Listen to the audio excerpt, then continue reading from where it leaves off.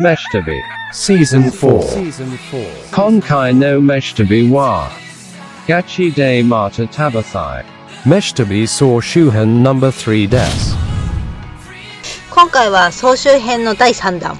東北の美味しいやつをご紹介。まだまだすんごい棒読みのナレーションと数々の猿芝居をお楽しみあれ。それでは早速 Let's get it started. 1. Asamushi Masadate Shokudor 青森中心部から北東に30分ほどドライブ。浅虫温泉エリアにある。本当に海岸でびっくりしたね。マジ道間違ったと思った本当このロケーションは最高ですね。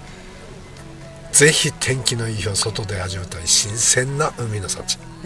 景色だけでもテンション上がってたのに、このホタフの美味しいこと。ホタフうまいでしょ。今まではエビフライとかアジフライとかととんかつばっかりフューチャーされてきたけど、だったらいやミックスフライの付け合わせじゃないですから。ホタテフライは主役ですから。確かにね、こんなに美味しいホタテを最悪に調理してるパターン多いもんね。でしょ。ウニもアワビも新鮮でマジでうまうまでした。いや、こんなにアワビが乗ったアワビ丼が2500円ってこんな値段じゃなかなか北海道じゃ食えないよね。青森恐るべしです。お店の人たちがおおらかでほっこりするお店だったな。ただただヒステリックなオウムにご用心。おはよう。4. Shinmachi Oshokji Dokoro Osanai 幼いさんです。はいやばいです。やばすぎ、すごすぎ青森です。ねえ、500円シリーズやばすぎたね500円ざっくりしすぎじゃないんですか。見間違えた後二度見してしまいました。いや、このカツカレー500円、魚定食500円じゃない、ちょっと奇跡的な、カレーチェイサーのおじさんをうならせる美味しいカレーでしたもんね、これね。500円にもかかわらずガツガツ食べてたね。いや、撮影忘れそうになったまあカツは500円ですから分厚いはずもなく、ただカツカレーの場合はカツは逆に薄い方が嬉しいぞというところなんで、甘口でこんなにうまいと思ったカレーは初めてです。美味しいね。確かに甘いけど、この値段タイムサービスとかじゃないんだよね。嘘みたいだな駅前通りの路面店ですよ。はい。こんちのホタフ最高。青森県ありがとう。これはサロマのホタテバーガー以来のホタテ具合ですね。スーパーとかで売ってる値段からしてホタテ安いもんな、やっぱり津軽海峡を渡ると。そうだね。これ近所にあったら毎日来ちゃうやつだね本当だよ。あとトゲクリガニ、あれ初めて見たね。こっちでは大量に取れるみたいだね。そう北海道のクリガニとはちょっと違う、形が違うと思うんだよね。クリガニだけど全然美味しいね。全然毛ガニだったらあのサイズでも 2,3000 円は最低でもつくから。そうだね。今 2,3000 円じゃ食べられないってだな。でもあれ何ぼだっけ、600円600円ですよ。そうでしょ。ランチにあのカニ1杯だけ食ってるおっさんずーっと食べてたでも電話しながらずっとカニよく見てたらさ、肩に携帯挟んでんのね。器用だなと思ってあれ肩こんねえのかないや憧れる。ランチにカニ1杯かっこよすぎでしょ。かっこいい。9. Sakai Machi Asali アサリさんですよ。来ましたアサリ。ここ正直期待してなかったんです。ネギラーメンってそう本当になんかネギラーメンみたいな、ちょっと辛めのネギラーメンなのかなってね。そう、これすごい。は衝撃でしたよ。これはすごいです。唯一無二の激辛ラーメンです。ただ辛さのハードルはかなり高いですね。高い。吸えない。吸ったらむせ返りの極致ですよ。もうスターダストですよでも辛さ2と4で頼んだけど2の方が美味しいもんね。そう1が一番辛くて、そう他の店と逆なんだよね。だから2だと相当辛さのハードルが高くなるんだけど、でもやっぱ辛い方がうまいから迷うよね。迷う。ド S ラーメンですよ。本当に。でもあえて辛さに挑んで、うん、まあ2か3がいいかな。そうだな。今度3はね食べたことないから。そうだね。3挑戦しようかな。1を頼む人はほとんどいないそうだ、やっぱり。そうだね。また食べたくなる。わかる。俺ド M かな。そういう魔力を持った味です、あれね。辛さだけじゃない甘みうまみが絶妙なバランスの素晴らしいラーメンだと思いました。トイレのまあ、よく出先でおじさんトイレに駆け込むんですよ。うん。結構慢性下痢だったりして我慢が効かない。ピーですね。でマオイの道の駅のトイレに駆け込んだ時に、ままあ余裕でその時はくつろいでたんです、個室で用を足して。そしたらタッタッタッタッタッタッタッタッってすごい急いで走ってくる足音が聞こえて、隣の個室にガシャンドンドンって入ってチャッチャッチャッってベルトカチャカチャカチャカチャって外してシュッシュッシュッでことが終わった後にはーってこう特大のため息をついてらっしゃったっていうちょっと上から手出してハイタッチしてやろうかな。わかるよ、その気持ちっていうね。あるあるある。分かち合いたいよね。1. Miyako. Chuka Soba Tarafuku. かっこいいね、一本勝負。ほんとこれしかないのね。出てくるの早いよね、ラーメン。長浜ラーメンみたい。みんな茹で加減と個数言いながら入ってくる。ね、ラーメンはこれでいいと思う。美味しいスープだった。永遠に飲み続けられるやつだ。ほんと不思議なラーメンだよね。食べるにつれ麺がどんどん増えてくるの。でもカップヌードルっぽい麺がなんかハマりますわ。やばいわ、普通の倍近いんじゃないかな、麺量。ただでさえ麺量多くてぱないのに早く食べないと伸びてきて、さらに麺量増える。マジ食いきれなかったじゃん。私は半分がやっとって感じかな。フォーエバー飲める系の優しい美味しいスープに独特な食感の縮れ麺、癖になるの分かるわ。動力なんよ。幅広いお客さんで溢れてたね。3. Morioka. Fukuda Pang.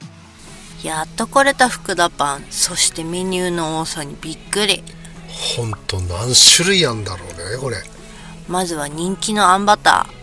あんこの塩気が強いんだけど、これが癖になる。ペロッといけちゃう。食い出すと止まんないよね、あれ。惣菜パン系も素敵。ポテサラマスタードとのマリアージュされたきんぴらパン最強。パンが違うね。なんか独特の食感だよね、このコッペ。給食のコッペとはまるで別物だった。違う、意外と表面はしっかりした歯ごたえがあって中はふわふわ。ここメニュー完全制覇するの大変そうだな。めっちゃ種類多いもんね。地元のスーパーでも売ってたよね。そうそう。あと盛岡の高校の売店でも売ってんのって。羨ましいぜ。 4. Hanamaki. Maru Kanbil Dai Shock Door. 前回ここを訪れたのは菊池雄星くんが花巻東で甲子園を沸かせていた頃でしたね。これは量が多くって2人でも食べるの大変だったね。大変。観光地なら5、600円取られるやつだよね。ここマルカンビルは2016年6月に閉店した花巻で43年間地域の人々に愛され続けたマルカン百貨店を地元の若手経営者らがリノベーションまちづくりの一環として復活させたものなんだって。そうなんだ。なんかいい話だね。若者たちの手でこのレトロな空間が蘇るって素敵じゃない？全くだ。子供の頃テンションが上がったデパートの大食堂リバイバル、おじさんも同時に帰らせていただきました。ありがとう。ありがとう。5. Hanamaki. Kappa Hang Teng. マジ怖いもの見たさみたいな感じですよ。写真で見た時マジ吹いた。やってくれましたね、カッパ飯店さん。チャレンジングなメニューに大喝采です。どうしてああしようと思ったのかな。受け狙いかと思ったよね。普通に美味しかった。はい、カレーと焼きそばありです。麻婆豆腐が意外にも本格的で美味しいの。そして焼きそばももやしシャキシャキで美味しかった。焼きそばマジうま。ご飯と焼きそばは合わないと思うけど、カレーが仲人になって一件落着みたいな。あら、ご飯と焼きそば私はありだよ。この炭水化物飴が見た？あの人大盛りチャーハンと焼きそば大盛り頼んでた人。見た、笑ったわ。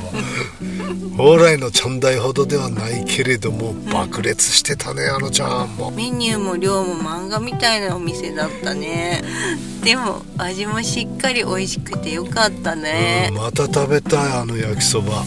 食べたい。おやすさん、また攻めた面白いメニューお願いしますよ。お願いします。7. To no Shok Niku Center. お肉屋さんが営む仁義屋さん。東北で仁義、って思ったけど、本場北海道から来てね。どれどれ、ちょい斜め上から見た感じで食べてみたけど、いや美味しいですよ。北海道の名店に負けてない。どころか大概の店には勝ってるかもしれませんね。ほんと食べてびっくり。お肉のコンディション最高。だけどなんでジンギスカンが北海道でって思ったことない？あるある。どうしてなんだろう。明治時代、政府が国防上軍服や警官服の資材として羊毛の国内需給を図るため5カ所の収容所を設けたのさ。後に輸入の羊毛に押され国内の収容所は次々と閉鎖されたんだけれども、北海道の月寒と滝川収容所だけが残されたのさ。主に羊毛需要のための羊さんだったんだけれども、滝川の収容所の羊さんに目をつけた滝川の松尾ジンギスカンが火付け役になってじわじわと広まり、そして普及を加速させたのがベル食品のジンギスカンのタレってわけさ。なるほどね。タレ1箱に1枚鍋をつけてセット販売したのが大ヒットのきっかけだそうだよ。そんなのあったんだ。そんでね、5カ所の収容所の一つがここ遠野市にもあって、北海道と同じようにジンギスカンが昔から食べられていたってわけ。そっか、道理で美味しいはずだよね。8. Ichinoseki. Kako Dango. 気になる。好きだね、こういうぶっ飛んだエンターテインメント。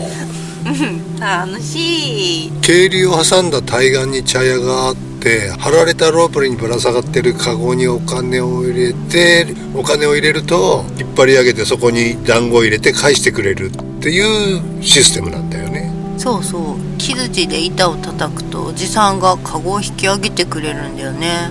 カゴの中に洗濯バサミがついてて、ちゃんとお札を挟めるようになってるんだよ。考えたよそうなんだね。ね。おじさん一人でやってんのかな、これ。おじさんの上腕二頭筋やばそう。やばそう。二の腕太しくになってんじゃね。エンタメ重視の普通の団子なのかと思いきや、団子がこれうまくてビビりました。ねえ、美味しかった。あの団子、ごま団子めっちゃ最高。マジ人生で一番美味しい団子だった。茶屋に黄色いハンカチ札みたいなのが出てるときは販売中止のサインなので、あしからず。ケンさんの幸せの黄色いハンカチみたいだね。残念の黄色いハンカチ。9. Oh Shu. Yuan. 超美味しい。この門前わさび最高。門前わさびうまかったね。なんかツーンってくる感じではないんだよね。なんか爽やかな感じの辛さだったね。めっちゃうまかった。牛タンもめっちゃ美味しかったね。うまかった。あの牛タンマジうま、やばうま。もみだれが北海道にはない味噌味でね、あれ珍しいよね。初めてだったよね。ささっと焼いた肉にあの甘めの味噌味とね、門前わさび乗っけて食うと、これが飯に合うのなんのってやばうま。ヒューマン。今度家で焼肉やるときはこれだな。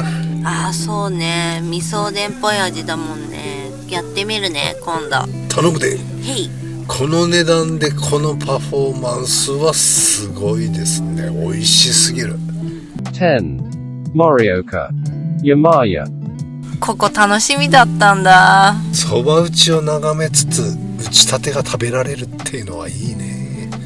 ひきぐるみ、さらしな、脱炭っていう3種のそばを2人で3枚って注文ができるのがいいよね。ああ、同じつけ汁で食べ比べるとはっきりわかるね、めっちゃうまかった。てっきり自分はさらしな派だと思ってたけど、いやいや引きぐるみが最高にうまいじゃねえか。はーい。引きぐるみっていわば田舎そばのことなんだよね。そうだね。一般的な田舎そばとは全然イメージが違った。そうね、同感。脱炭も引きぐるみも美味しかったわ。そして外せないのがゲソ天。ゲソ天天才天衣が軽く220円ってめちゃめちゃ良心的じゃない？安すぎる。ゲソ天6個ぐらい頼めばよかった。それ以上油切らないで。バーテンをやってる時の、外国人のお客さんっていうのはそんなに来なかったんだけども、だから慣れてないのよね、まだもう英語もおじさんも全然中学校で習ったきりみたいな、高校はでも習ったけど高校あんまり行ってませんから。行け。でね、外人が、一応カウントに来てブドウってその外人発音のブドウだと おじさん的には思ってるわけ。ブドウって言って、はいはいはい。ブドウのカクテルなんかあったっけって、ブドウのリキュールなんか置いてないしな、ワインかなとかいろいろ、これかとかでいろいろこう見せるんだけど、違う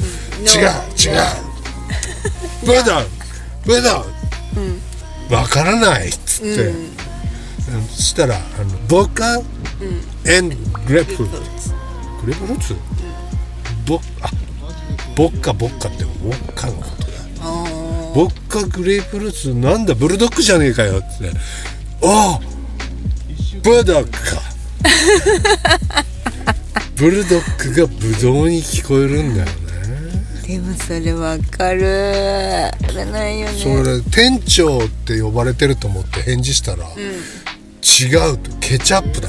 ケチャップって店長って聞こえんだよね。聞こえんね。1. Kitakata. Van Nai Shokdor. ゴールデンウィークということで朝6時半過ぎでご覧の通り、すごかったね。予想の10倍以上の並びでした。並ぶ気も失せる大行列。あんな大行列は久しぶりだ。ということでゴールデンウィーク明けに再挑戦ということになりました。はい、福島を終え新潟を終え山形に入ってからわざわざ戻ってまいりましたよ。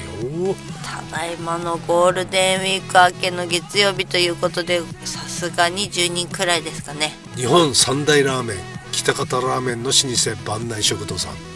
日本三大ラーメンなの？そうさ、札幌、博多、喜多方、これが日本三大ラーメン。私麺は喜多方が一番好きかもな。でもゴールデンウィークのあの行列はやばかった。苫小牧のホッキカレーに通じるものを感じるね。そうだね、気持ちはわかるけど、せっかくの連休行列に並んで何時間も費やすのはもったいないぜ。そうね、行列店は開店時と昼時が一番殺到するからね。狙い目は14時半から15時ってとこかな。間違いない。4. Arizawakamatsu. Mede Tai Ya. ここはカツカレー焼きそばが面白いからっつってネタ的に来てみたんだけど、料理がどれもしっかりしてて全部美味しかった。麺が美味しかったね、もちもちで。そうね、喜多方の独特の縮れ麺ね、味噌汁も煮干しの出汁が効いててうまかったぜね。焼きそばの味噌汁と餃子の味噌汁が別味ってのはすごいよね。ほんと、ここまでやってくれるの？この値段でって感じだね。餃子の付け合わせに生卵？未知との遭遇だったわ。珍しいよね、意外と言ったら失礼かもしれないけど、何軒もソースカツ食べて歩いたけど、ここのソースカツが一番うまかったね。ねえ、ソースカツさっくりしてて味も濃ゆくなくて美味しかったね。隣のテーブルのでっかいカツ丼やばかったね。やばかった。オケレベルの器、ラッピのカツ丼よりでかいかも。ありゃ食いきれねえな。5. Kawaliyama. Morgi Drive-In. ドライブインって響きが懐かしいよね。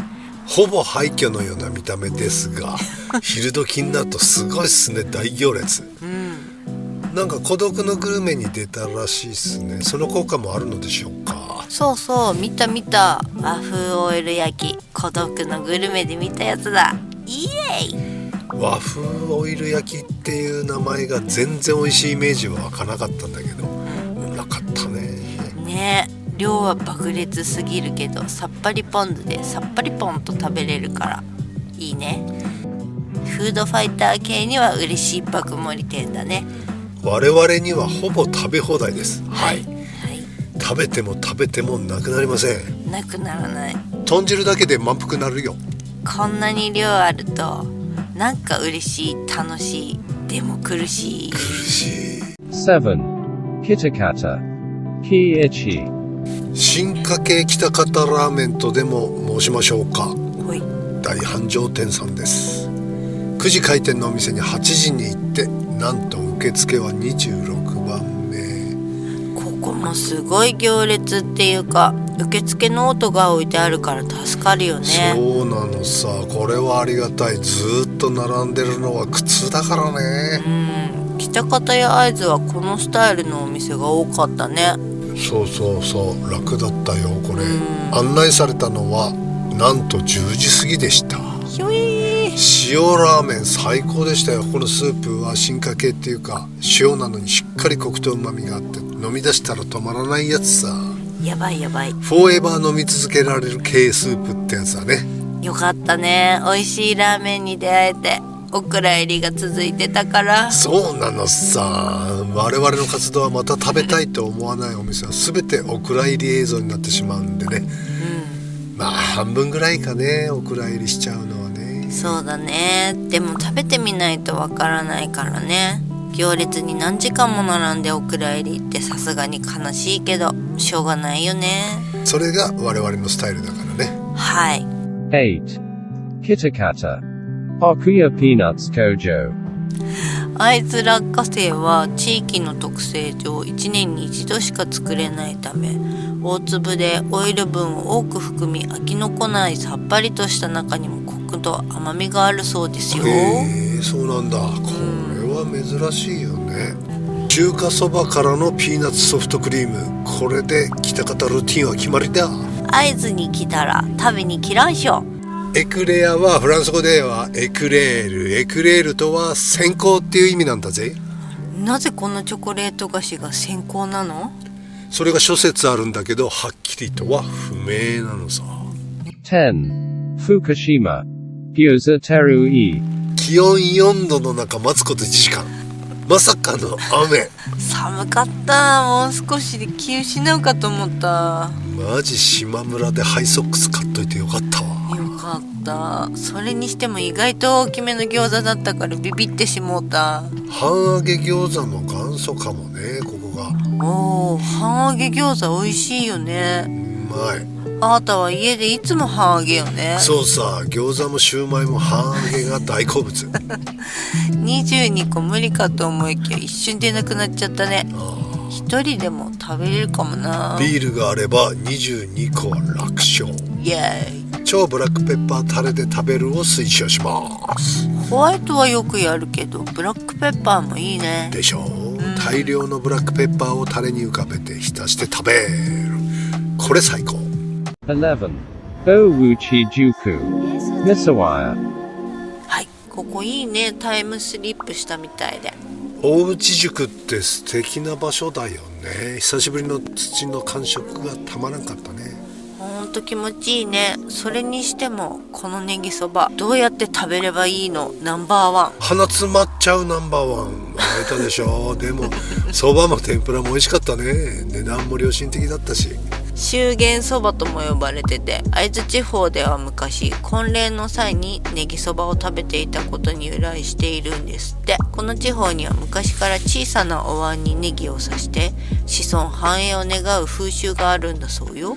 そしてコロナ禍でいろいろ制限され観光客が激減して3年目のゴールデンウィークだったんだよね、ちょうど。ああ、そっか。